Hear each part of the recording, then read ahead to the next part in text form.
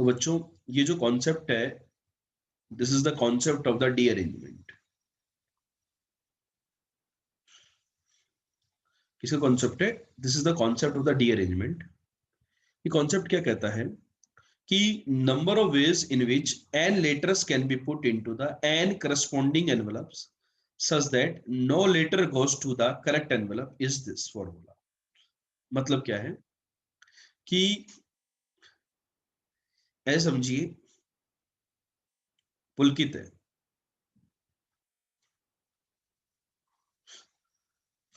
पुलकित भाई साहब के 5 गर्लफ्रेंड है। कितनी गर्लफ्रेंड है? 5 गर्लफ्रेंड है। पांचों को ये प्रेम पत्र लिखते हैं। क्या लिखते हैं? लव लेटर लिखते हैं। तो लेटर 1 का एनवेलप 1 कुछ होगा, फिक्स होगा ना यार, कि भैया ये लेटर जो है ना ये पूजा को जाना चाहिए। लेटर 2 लिखा पुलकित ने, वो एनवेलप 2 में, मतलब सब में अलग अलग नाम होगा ना, डियर पूजा, डियर गीता। ऐसे लेटर 3 पे कुछ एनवेलप का नाम होगा, लेटर 3 पे एनवेलप 3 सीता। लेटर 4 में होगा, भाई कंटेंट हो सकता है सेम हो लेकिन नाम तो अलग होगा ना। डियर मैडम तो लिख नहीं सकते आप, लव लेटर लिख रहे हो तो नाम तो लिखना ही पड़ेगा, मीता। लेटर 5 पे लिख दिया सपोज अपन ने, एनवेलप 5 चीता। ठीक है ना। तो ये क्या कह रहा है कि पुलकित जो है ना, इसके 5 लेटर इसने अपनी 5 गर्लफ्रेंड के पास भेजने हैं। करस्पॉन्डिंग एनवेलप, समझ रहे हो ना, करस्पॉन्डिंग एनवेलप। करस्पॉन्डिंग एनवेलप का मतलब यही होता है कि वो लेटर फिक्स है कि भाई इस एनवेलप में डालने हैं। लेटर 1 E1 में डालना है, लेटर 2 E2 में डालना है। लेकिन इसके कितने तरीके होंगे कि लेटर जो है ना वो अपने एनवेलप में जाने की बजाय किसी दूसरे के एनवेलप में चला जाए। डी अरेंजमेंट इसी को बोलते हैं कि नहीं ठीक है, मुझे तो इसमें जाना था लेकिन मैं यहां जाने की बजाय बाकी किसी और में चला गया। मतलब क्या हुआ, लेटर 1 जो पूजा जी को जाना था वो गीता सीता मीता चीता में से किसी को भी चला गया। लेटर 2 जो गीता को जाना था वो पूजा सीता मीता चीता किसी को चला गया। ये बात समझ में आई कि नहीं आई? आई क्या समझ में? इसी को हम बोलते हैं डी अरेंजमेंट। और ऐसा करने के जो नंबर ऑफ वेज होते हैं वो होते हैं फैक्टोरियल एन। अंदर आता है 1 माइनस 1/1 फैक्टोरियल, 1/2 फैक्टोरियल, 1/3 फैक्टोरियल, 1 मतलब अल्टरनेट पॉजिटिव नेगेटिव साइन चलेगा और 1/n फैक्टोरियल चलता रहेगा। ठीक है, ये अपना तरीका होता है। किसी बच्चे को इसके अंदर डाउट? फॉर एग्जाम्पल, मेरे पास 4 लेटर है, समझना, एंड 4 करस्पॉन्डिंग एनवेलप है।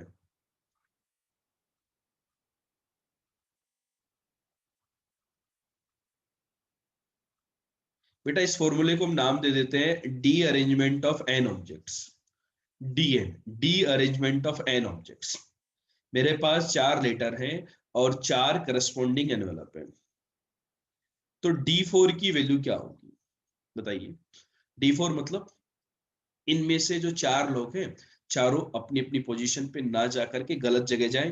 तो D4 की वैल्यू होगी फैक्टोरियल 4। अब देखो जब भी हम डी अरेंजमेंट का फॉर्मूला लगाते हैं तो कहां तक जाएंगे बेटा? जितना बार फैक्टोरियल था उतने ही फैक्टोरियल तक जाएंगे। या प्लस आएगा या माइनस, वो तो अल्टरनेट पॉजिटिव नेगेटिव पे डिपेंड करता जा रहा है। और फॉर्मूले में देखो ये तो हमेशा कैंसिल ही होगा। अब इसके एलसीएम लेने की बजाय इस वाली क्वांटिटी को ना अंदर मल्टीप्लाई करना। 24 को 2 से डिवाइड करोगे तो 12, इसमें जाओगे तो 4 और लास्ट में 1, तो इसकी वैल्यू कितनी आ गई बेटा? 9 आ गई। हाँ या नहीं? तो D4 कौन से क्वेश्चन का आंसर होता? All 4 letter goes to incorrect envelope.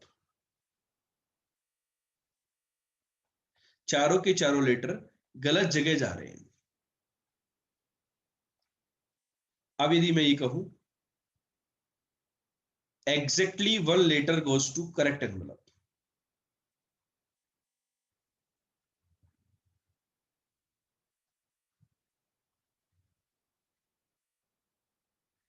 इसका आंसर क्या होगा कि चार में से जो तीन, एक एनवलप एक लेटर जो है ना वो तो सही जा रहा है, बिल्कुल निशाने पे जा रहा है, बाकी तीन का डीअरेंजमेंट हो रहा है, तो हम क्या कहेंगे, चार में से किसी भी एक लेटर को सिलेक्ट किया और उसको सही भेजने का तरीका एक ही है।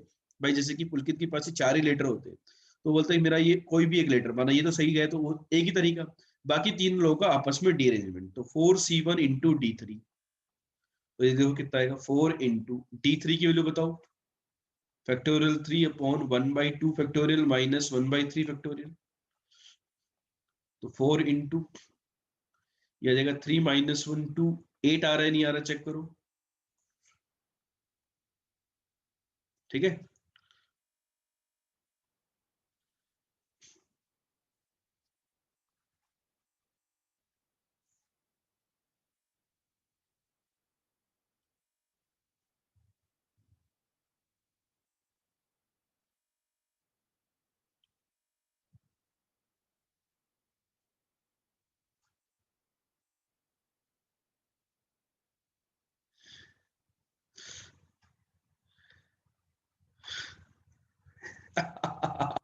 पुलकित बोल रहा है कि सर पहले 5 गर्लफ्रेंड थी और अब एक भी नहीं बची है। यही तो मैथ्स है बेटा, this is that's why the maths is very beautiful, ठीक है ना।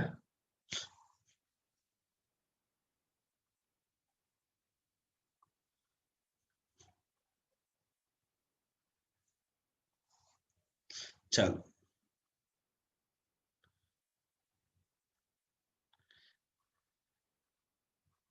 तीसरा पार्ट करते हैं बेटा ना, कि exactly 2 letter goes to correct envelope, exactly 2 letter goes to correct envelope, इसका आंसर बताओ।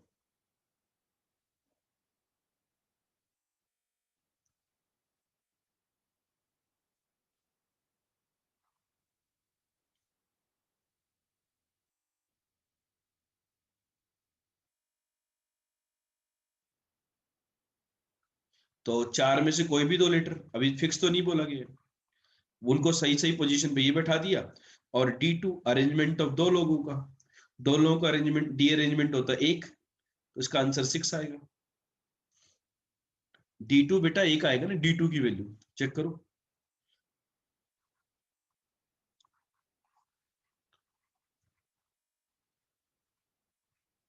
Exactly 3 letter goes to correct envelope,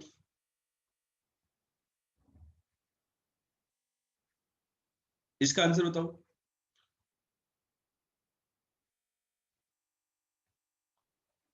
चार में से कोई भी 3 लेटर सेलेक्ट किए, उनको करेक्ट पोजीशन पे भेज दिया, into D1 D arrangement of one object, बताओ क्या आंसर होगा।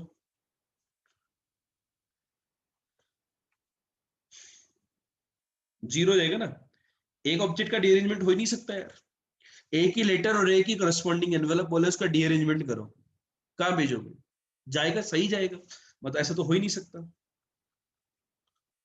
ऑल 4 लेटर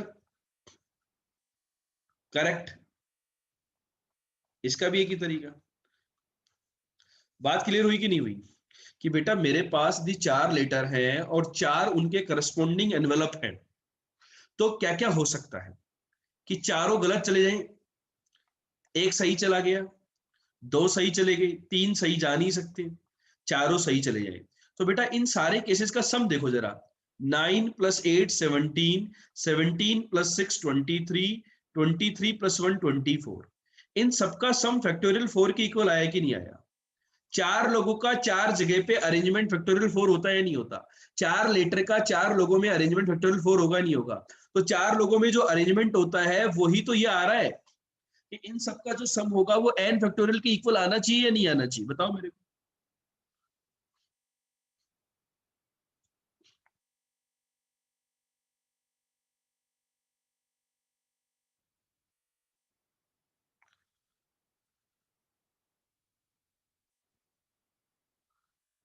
चमक गई ना बात, तो जो n ऑब्जेक्ट्स का देखो अरेंजमेंट जो था वो फैक्टोरियल 4 था, तो किस तरीके से डिस्ट्रीब्यूशन हो रहा है, केसेस बना लिए हमने, क्लियर हो गया। चले आगे, तो चलो बच्चों इस क्वेश्चन को करो।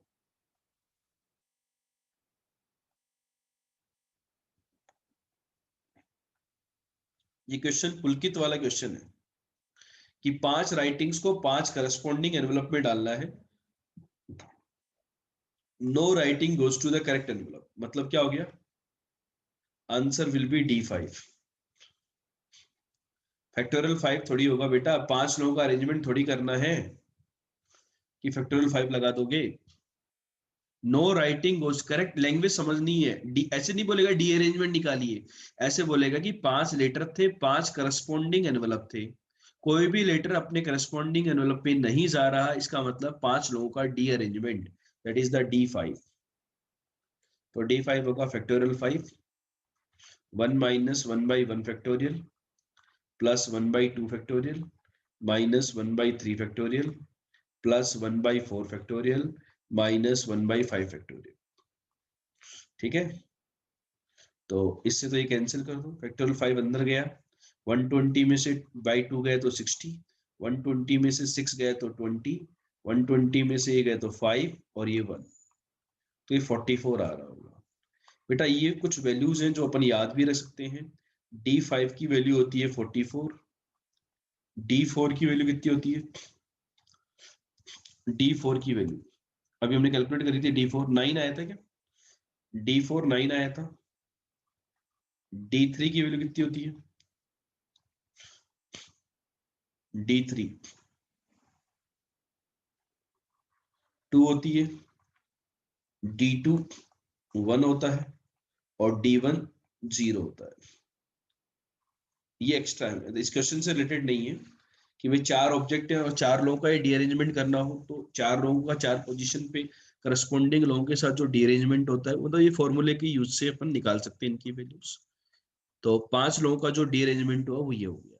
जैसे इसमें एक बहुत ही फेमस क्वेश्चन है डी अरेंजमेंट का, जो आईएएस का जो इंटरव्यू होता है ना, आईएएस के जो इंटरव्यूज होते हैं आप लोगों ने सुना होगा, उसमें ये पूछा भी जाता है कि 5 आईएएस का सिलेक्शन किया गया, हमने 5 आईएएस का सिलेक्शन किया गया और पांचों की कुछ होम सिटीज हैं, 5 आईएएस हैं, पांचों की कोई होम सिटीज हैं। अब उनको आईएएस को एक कैडर दिया जाता है कि भाई आप कौन से कैडर में जाकर के काम करेंगे या आपका रीजन कौन सा होगा आईएएस का। तो ठीक है, आप कौन से डिस्ट्रिक्ट में जाके काम करेंगे, तो बोल दिया जाएगा कि आपको भाई जो वैकेंसी है वो पांचों की होम टाउन में ही है, और 5 आईएएस और पांचों की होम टाउन में वैकेंसी है। तो किस प्रकार से उनको वैकेंसीज दी जाए such that no IAS gets his और हर ओन टाउन या होम टाउन, समझ गए आपको। तो 44 वेज से अपन ऐसे ही उनको रीअरेंजमेंट कर सकते हैं। और सपोज वो बोले कि भैया कि ऐसे करते चलो आप, हर साल एक एक बार रखना है कि अपने होम टाउन में ना रहे, तो ऐसे अपन 44 तरीकों से क्वेश्चन को सोल्व कर सकते हैं। 44 साल तक तो उनकी जिंदगी अपन काट सकते हैं कि अपने होम टाउन में ना पहुंचे। भाई एक एक साल एक एक अरेंजमेंट लगा दो, डी अरेंजमेंट, भाई ये यहाँ पर, ये यहाँ पर, ये यहाँ पर, ठीक है, वो अपने अपने होम टाउन में नहीं पहुंचेंगे, उसके बाद हो सकता है वो पहुंच जाए। ठीक है, तो इस प्रकार के अपन अप्रोच किया जा सकता है, डी अरेंजमेंट को जनरल लाइफ में यूज ले सकते हैं। चलो अगला क्वेश्चन बच्चों आपके सामने है, 4 slip of papers with the number 1 2 3 4 written on them are put in a box. They are drawn one by one without replacement at random. In how many ways it can happen that ordinal number of at least one slip coincide with its own number? Ordinal number का मतलब है कि जो number उस slip के ऊपर आएगा,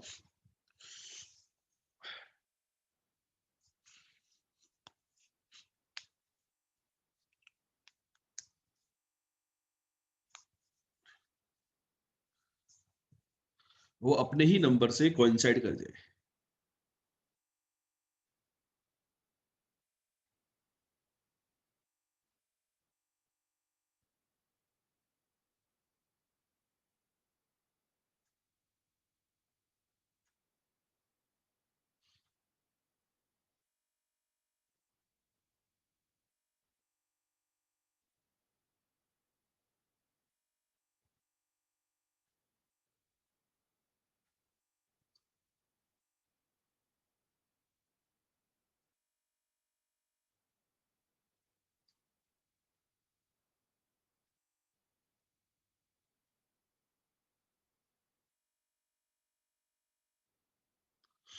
8 आएगा। कम से कम एक स्लिप कोइंसाइड कर रही है, तो देखो टोटल कितने होंगे, फैक्टोरियल 4 माइनस, देखो required is equal to total minus no slip coincide with its own number, coincide with its own number.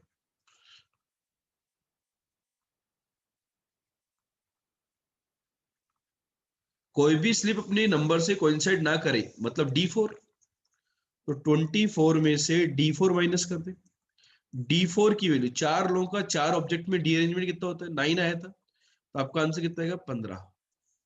जो मेथड है वो क्या कहता है, एटलीस्ट वन, एक कोइंसाइड करे चार में से एक और D3, दो कोइंसाइड करें और दो का डी अरेंजमेंट हो जाए, तीन कोइंसाइड करें D1 हो जाए, या फिर चारों कोइंसाइड करें और D0 जीरो का अरेंजमेंट। ठीक है, तो 4C1 4 होता है, D3 की वैल्यू कितनी आती है बेटा, 3 आती है, D3 की वैल्यू सॉरी 2 आती है 8, ये 6, D2 1 आता है, ये 0 हो जाएगा और ये 1 हो जाएगा, तो ये भी 15 है। तो नंबर ऑफ वेज जो होंगे वो 15 होंगे। कि भैया एक भाई कुल मिलाकर के वही कहानी है, 4 लेटर 4 एनवेलप, कि at least one goes to the correct envelope. कहानी जो है ना वो क्या है, कि at least one envelope goes to the correct envelope, वो वाली बात यहां पर वो आपसे करना चाह रहा है प्यारे बच्चों।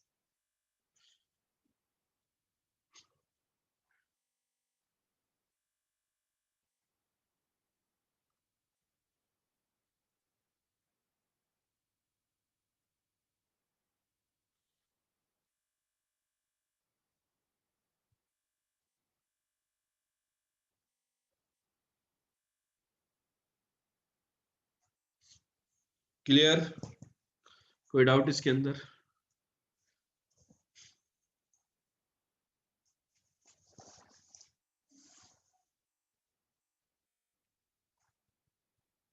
चलो एक क्वेश्चन और करते हैं बच्चों, ये कीजिए। इन ए मैच द कॉलम क्वेश्चन, आप लोग मैच द कॉलम क्वेश्चन करते हैं जेई की प्रिपरेशन करते वक्त। कॉलम 1 के अंदर 10 क्वेश्चन है और कॉलम 2 के अंदर 10 आंसर्स है, written in the some arbitrary order. In how many ways student can answer this question so that exactly 6 of these matchings are correct. जैसे ये अपना कॉलम 1 है, ये अपना कॉलम 2 है, मैचिंग कराते हैं ना अपन लोग, तो इसमें 10 क्वेश्चन हो गए, क्वेश्चन 1, क्वेश्चन 2, क्वेश्चन 10, और यहाँ पर इनके 10 आंसर हो गए, answer 1, answer 2, answer 10, random order में। तो इस रेंडमली मैपिंग करानी है कि 6 आंसर उसके सही हो, बाकी के आपको पता ही क्या होने, 6 सही होंगे तो 4 तो गलत होंगे ही होंगे। तो कितने तरीकों से ये काम किया जा सकता है।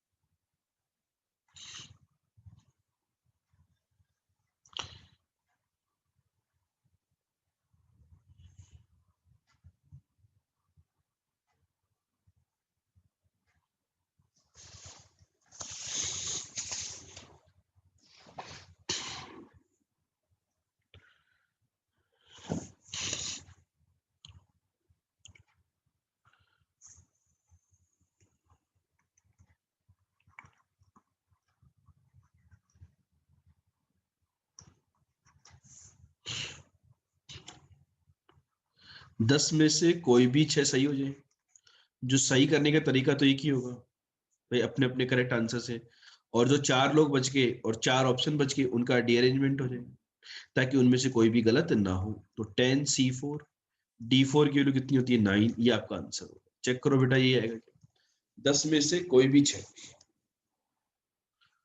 सही हो जाए, बाकी के 4 गलत हो जाए, तो 4 लोग डी-अरेंज हो जाए।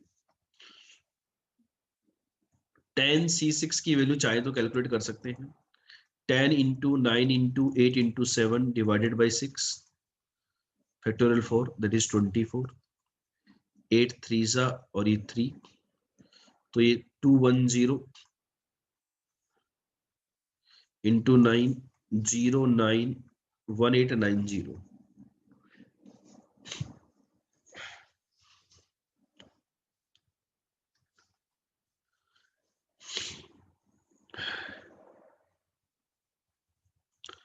क्लियर हो गया? तो बच्चों ये जो कॉन्सेप्ट था डी अरेंजमेंट का, ये क्लियर हुआ कि नहीं हुआ, कि डी अरेंजमेंट के क्वेश्चंस को हम लोग किस प्रकार से सोल्व करते हैं और कैसे इस कॉन्सेप्ट को अप्लाई किया जाता है।